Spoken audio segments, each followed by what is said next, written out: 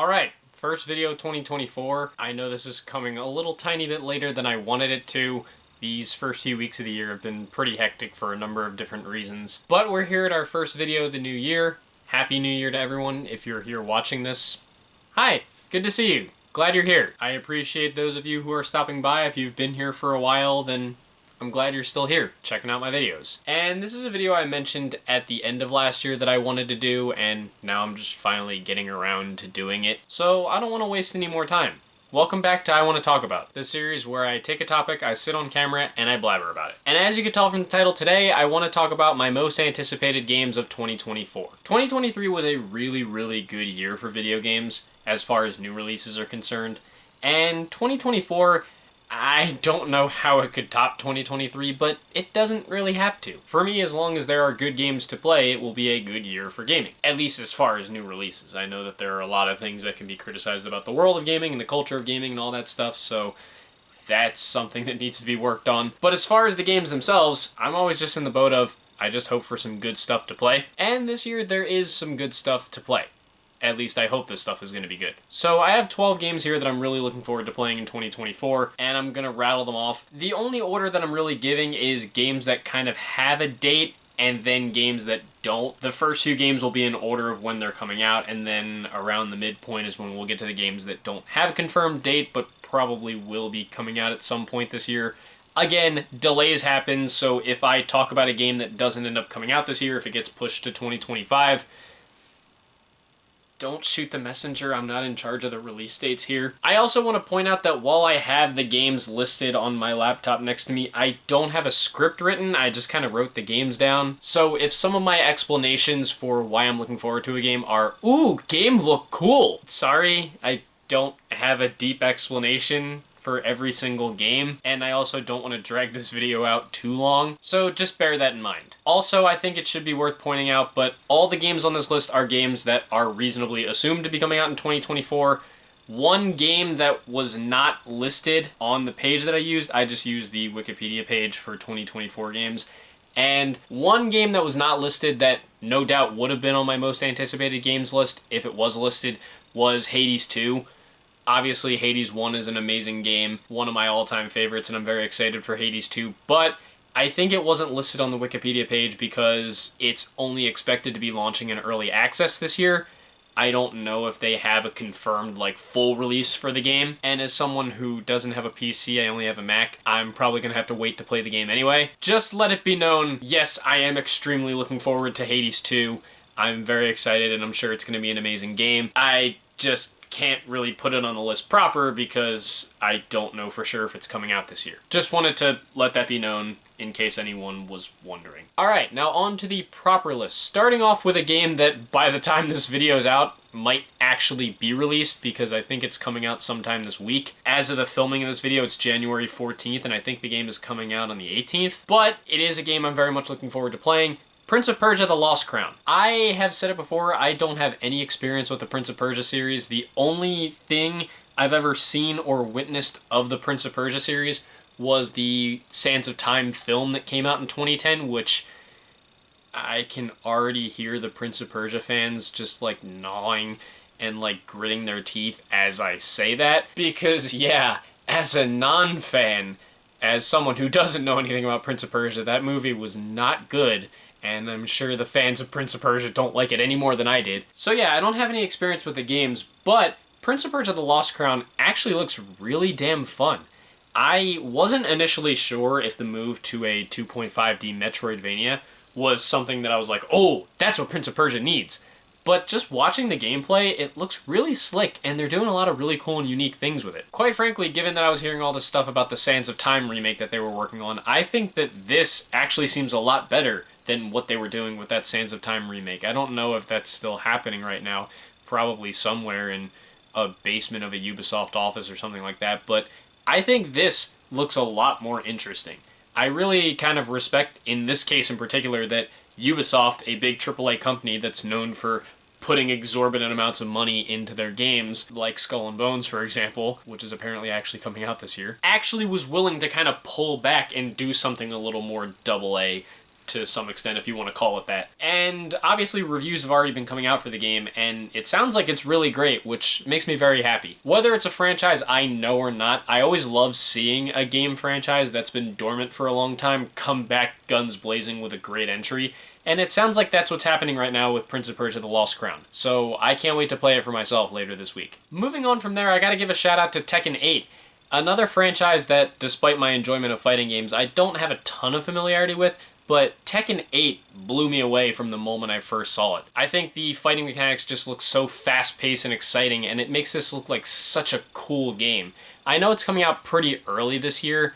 I don't exactly know when, but I think it's sometime this month. Again, I don't have a ton of experience with Tekken. I think I played a little bit of Tekken 7, but that's about it. But I wouldn't mind making this my deeper entry point into the series because the gameplay just looks super compelling and super fun.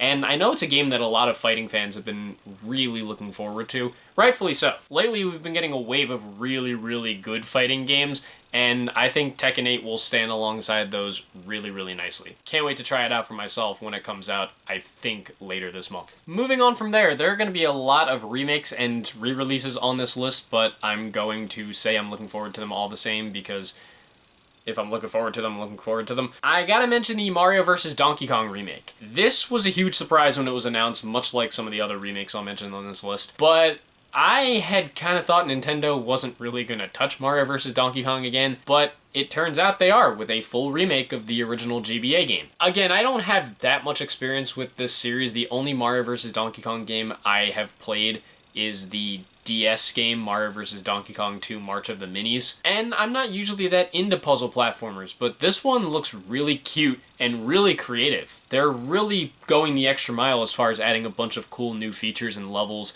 and content to the game, including stuff that can make it a little more accessible to a new player such as myself. Not that I'm saying the original was crazy difficult, because I don't know if it was crazy difficult, but it is nice that they're adding some cool extra features in that regard too. And also the fact that they're adding a local co-op component sounds chaotic as fuck, and I'm honestly here for it. It is quite funny to me that Nintendo's entire output so far for this year is pretty much either Mario or Mario adjacent, and we'll get into that as we get into the rest of this list, but I don't mind it if the games look good, and the Mario vs. Donkey Kong remake looks good. I'm definitely interested in trying it out for myself. And for those that enjoy the series, here's hoping this remake does well enough for Nintendo to bring the franchise back proper with some more new games. The great thing about the Switch doing as well as it has is that Nintendo's been confident in bringing back franchises that have been gone for a while with new entries that feel incredibly confident and well-made and well-crafted. And this remake looks like it's gonna be that. And I hope it brings about some new success for the series. We'll have to see when it comes out, I believe, in February. Again, I haven't memorized the release dates of some of these games, so my apologies, but I'm still looking forward to this all the same. Moving on from there, a game that I could argue is my most anticipated of the year. It's either this or another game we'll mention a little later on, and it's probably number one on a lot of your lists as well, but yeah, of course, I gotta mention Final Fantasy VII Rebirth. I mean, how could I not? I was admittedly a bit late to jumping onto the Final Fantasy VII Remake craze. I didn't play it till the tail end of 2021. But when I did play it, I was kicking myself for not playing it sooner because it's one of my all-time favorite games, probably in my top 15 to 20 or something like that. Even as someone who that was my first Final Fantasy game, it's crazy just how much love and effort went into FF7 Remake, and how it almost felt like an entirely new game, but an amazing one at that. And Rebirth looks just as incredible. It's pretty wild to me that FF7 Remake was basically just the first part of the original game, the Midgar section, and it just makes me wonder how big Rebirth is gonna be. Hopefully not overwhelmingly so. But they are adding a lot of cool stuff. I joked about some of it in my video on the most recent State of Play that PlayStation did, but you know, there's these moments where like, oh, hey, look, there's Cloud on a Segway, or here's Kate Sith, the cat mascot. Things like that make it look like it's going to be really fun. Just as fun, if not more fun than Remake, with a lot of cool new features and new things to do here and there that are going to make it pretty exciting. And as the world's biggest lover of Tifa, yeah, you know I'll never argue with getting to have more time with Tifa. I know! You're in the comments saying, Bunk, go to horny jail. I'm sorry, Tifa. what can I say? Away from that though, yes, FF7 Rebirth looks incredible. I've been seeing it a lot at different gaming showcases over the past year, and I'm so happy it's coming out so soon. I think it's coming out on the leap day of this year, February 29th, and yeah, with how much I loved Remake, I am more than excited to play FF7 Rebirth later this year. I say later this year as if it's not coming out next month, but still, can't wait to play it. Moving on from there, we're gonna have a couple Nintendo games because, yeah, I'm a Nintendo lover. In fact, I'm gonna do this real quick. I never show it, but I have Smash Brothers posters on my wall because Smash is my favorite series. And that's just a few of the Nintendo-related posters I have on my wall, so it shouldn't be a surprise that I love Nintendo so much. But yes, we're gonna get into a few consecutive Nintendo games, starting off with the one game they have on the radar this year that's not a remake or a re-release, Princess Peach Showtime. When I heard that a Princess Peach-centric game was coming, I was very curious because I feel like the last time that happened was Super Princess Peach on the DS, and after finally getting to see some gameplay of it at the latest Nintendo Direct, it looks really clever. They're doing some unique things with this game, and not only am I excited to just see Peach get the limelight for a little bit, but again, there are these things they're doing with it that just look so creative and unique. The fact that the game is set as kind of like a stage play kind of gives me Mario 3 vibes, and it is cool seeing some of these characters that Peach gets to become, the whole sword fighter, the whole detective thing. And I really like the whole Peach becoming a baker kind of thing. There's like a mini game in it where she gets to bake a cake. And as someone who grew up on Super Mario 64, obviously that's pretty cool to me. Stuff like this is why I love Nintendo, because even though they could be dumb, even though they could piss you off with their business moves, they still know how to take their IPs and just do really wild, off-the-wall shit with them. They're incredibly creative with the games that they make, and I'm very excited to see what Princess Peach Showtime is all about when it comes out later this year. Very much keeping this on my radar, can't wait to play it. Moving on from there, I want to give another mention to Luigi's Mansion 2 HD. I love the Luigi's Mansion series. The original game is one of my all-time favorites, and I even replayed it this past October just for spooky season because I'm a big Halloween lover. I can't do horror movies, but I do like horror games, beyond Luigi's Mansion, of course, but I obviously love that original game, and Luigi's Mansion 3 is a game that I also love too, but this is a game that I never got to play,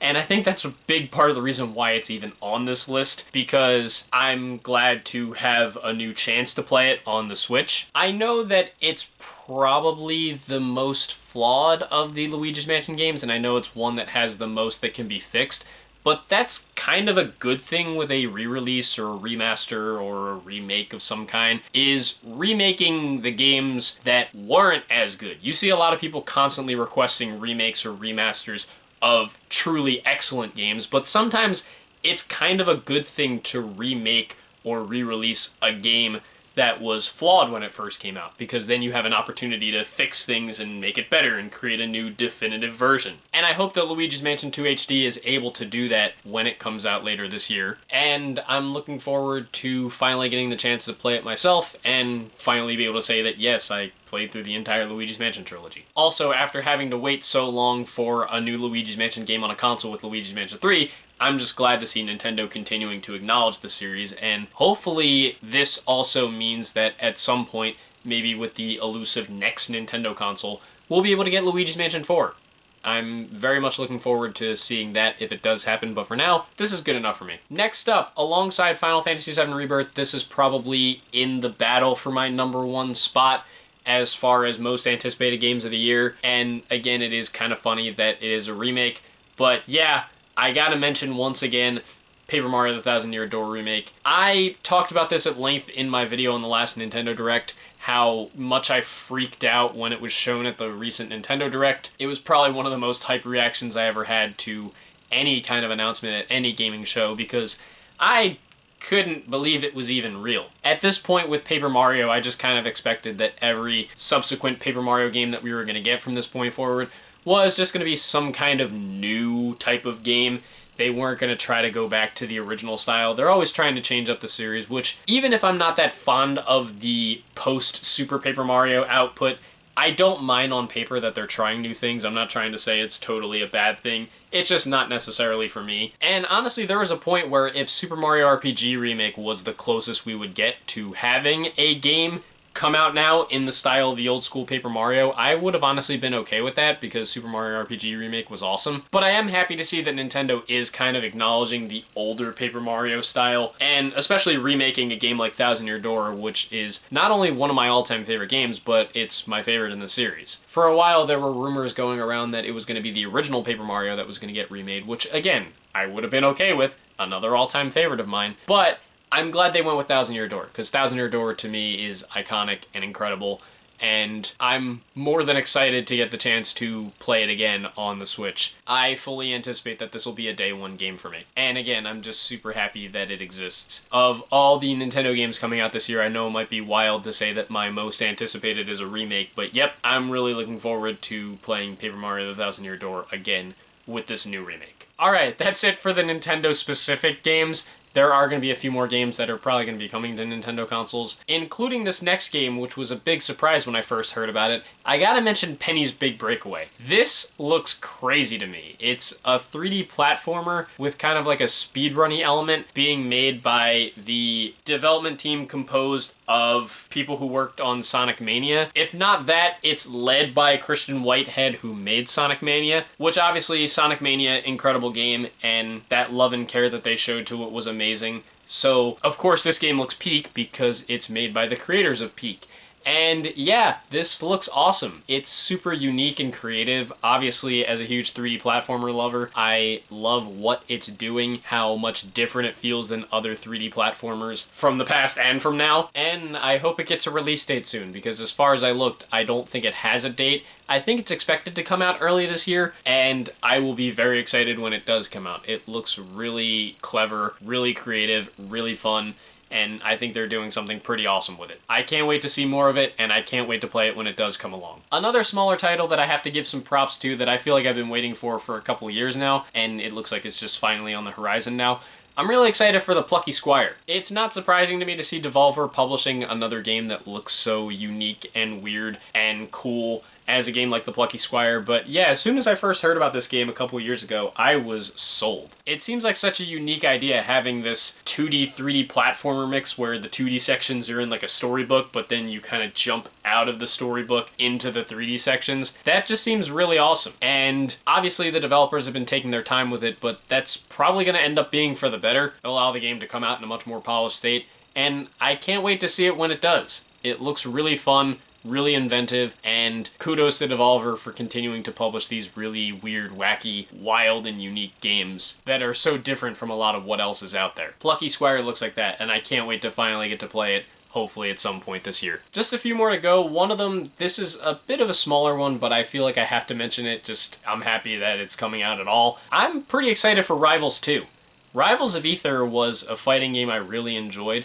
I don't play a ton of it, but it's a game that I have enjoyed over the years as a sort of Smash clone. I think it's incredibly fun and one of the closest that a Smash clone has gotten to replicating the speed and style of Melee. Also, I've gotten a kick out of playing it with mods at times because 100% accurate Melee Fox and Jigglypuff with Fox's lasers are freaking hilarious. And having seen some gameplay of Rivals 2 recently, it looks really fun. Of course, the first game was really fun, so I expect this one to be too. And they are adding some really cool new mechanics as well to make it even better and more exciting. And it is interesting how the visual style has changed. Instead of being a straight 2D game, it's now jumping from 2.5D to 3D, and I'm pretty excited about that. It looks incredibly polished and incredibly fun. Clearly, the team has been taking a lot of time to work on it, and rightfully so, and I'm definitely excited to see what the finished product looks like when it comes out later this year. I'm also interested to see what the modding community does with it, because given how much they did with the first Rivals game, I'm sure this one's going to be even more chaotic. Moving right along, a game that's been on my most anticipated games list for what feels like a couple of years now, but it's had to be for one of the most understandable reasons that I think anyone could ever give. It's still a game I'm very much looking forward to it. My hype hasn't died down. The flame hasn't dimmed. I am still looking forward to Stalker 2 Heart of Chernobyl. I did not play the first Stalker game, but I saw this game at E3 2021 at the Xbox show, and it looks stunning. To a degree I don't think I could have expected at the time. I didn't even know what Stalker 1 was very well at the time, but seeing this gameplay I was like, wow, that looks really impressive. And as time's gone on, more of the gameplay that I've seen has looked incredibly impressive. It's obviously understandable, though, why the game has not come out since then. For those that may not know, the developer GSC Game World is a Ukraine-based developer, and obviously we all know about it, but the Russian invasion of Ukraine has kind of forced them to prioritize some other things. Many of the developers have had to either flee their homes, some of them have joined the armed forces. I believe there are some devs who even passed fighting in the war. The team had to move development of the game to Prague in the Czech Republic just to keep themselves afloat. And understandably, a lot of these guys have probably had to not just make sure that they could stay alive and safe, but be there for their families, to make sure that their families and friends are safe and alive. So obviously the game has not been able to come out yet, and it's totally understandable why, given such a giant thing going on in the world, literally happening right in their backyards. Now it looks like the game is finally close to coming out, which I'm excited about. Again, I've been looking forward to it for a while, and I believe it's still set to be a Day 1 Game Pass title, which is going to be awesome. I can't wait to play it myself, and I hope that the developers at GSC Game World have stayed safe and that their families and friends and loved ones have also been able to stay safe throughout all of this. I've been more than willing to wait for the game because that's totally understandable, and, you know, their safety comes first, and I hope they've been able to stay safe in this difficult time, and I hope the game comes out and it ends up being tremendous. Just wanted to say all that real quick because obviously it's hard to talk about S.T.A.L.K.E.R 2 without talking about that. So at risk of an awkward transition, we have one more game left on the list, and it's one I'm sure many of you are also looking forward to as well. Star Wars Outlaws. I saw this a couple times last year at a couple different gaming shows during not E3 week, and it looked pretty impressive. Apparently this is the first open world Star Wars game, and it looks like they're really going all out with it. I think that the gunplay seems pretty cool. The overall scale of the world is pretty damn impressive, and the space battles look pretty freaking awesome. I'm excited to play this, even though I'm not that big of a Star Wars fan, and I've mentioned this before.